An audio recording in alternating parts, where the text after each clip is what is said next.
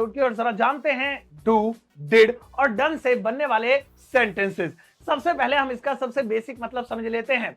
Do का हिंदी में मतलब होता है करना और ये वर्ब की फर्स्ट फॉर्म है। इसकी सेकंड फॉर्म होती है डिड और इसी की थर्ड फॉर्म होती है डन, यानी कि डू, डिड, डन। मैं मेहनत करता हूं, आई डू हार्ड वर्क। मैंने मेहनत की, आई डिड हार्ड वर्क। मैं मेहनत कर चुका हूं, I have done hard work। ये तो हुआ इसका बेसिक इस्तेमाल। आइए अब इस डू डिड डन से कमाल कमाल के इंग्लिश के सेंटेंसेस बनाते हैं। पहला है I will do with। क्या आप जानते हैं कि इसका मतलब क्या है? असल में डू के साथ जब विद लगाया जाता है तो उसका मतलब होता है काम चला लेना। मैं अपने पुराने कंप्यूटर से काम चला लूंगा। I will do with my old computer। अगला है I am done with।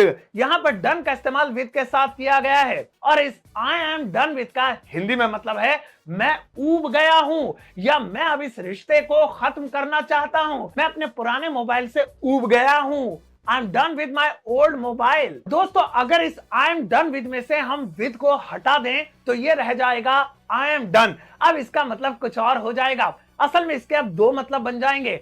I am done का पहला मतलब होता है मैंने कर लिया है। कोई भी काम जब आप कंप्लीट कर लें तो कहिए I am done। और इसके अलावा इसका दूसरा मतलब होता है मेरा तो पेट भर गया है। मेरा पेट भर गया है, अब मैं और नहीं खा सकता हूं।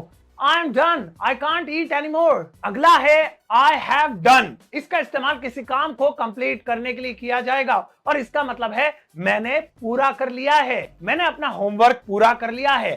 I have done my homework। Mummy ने अपने घर के सभी कामों को पूरा कर लिया है। Mother has done her home chores। और दोस्तों अगला है I did it। ये एक एक्सप्रेशन है। इसका मतलब होता है मैंने कर दिखाया। जब कोई काम सफलतापूर्वक कोई पूरा कर ले तो खुशी में वो कहेगा I did it। ये मैंने मैच जीत लिया, मैंने कर दिखाया। I did it। और दोस्तों हम अपनी इंग्लिश कॉन्वर्सेशन में I और do का इस्तेमाल एक साथ कर सकते हैं और इसके बाद वर्ब की फर्स्ट फॉर्म का इस्तेमाल होगा I do प्लस वर्ब की फर्स्ट फॉर्म और इसका मतलब हो जाएगा मैं करता तो हूं, मैं जाता तो हूं।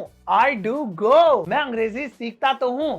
I do learn English। वहीं अगर हम इस सेंटेंस को पास्ट में बोलना चाहें तो हमें do की जगह did का इस्तेमाल करना होगा, यानी I did और उसके बाद वर्ब की फर्स्ट फॉर्म। अब इसका मतलब होगा मैंने किया तो, मैं वहां गया तो। I did go there। इसके अलावा दोस्तों आप I did के साथ my best का इस्तेमाल कर सकते हैं, यानी I did my best। इसका हिंदी में मतलब होता है जो मैं कर सकता था वो मैंने किया। एग्जाम में जो मैं कर सकता था या जितना मैं कर सकता था मैंने किया।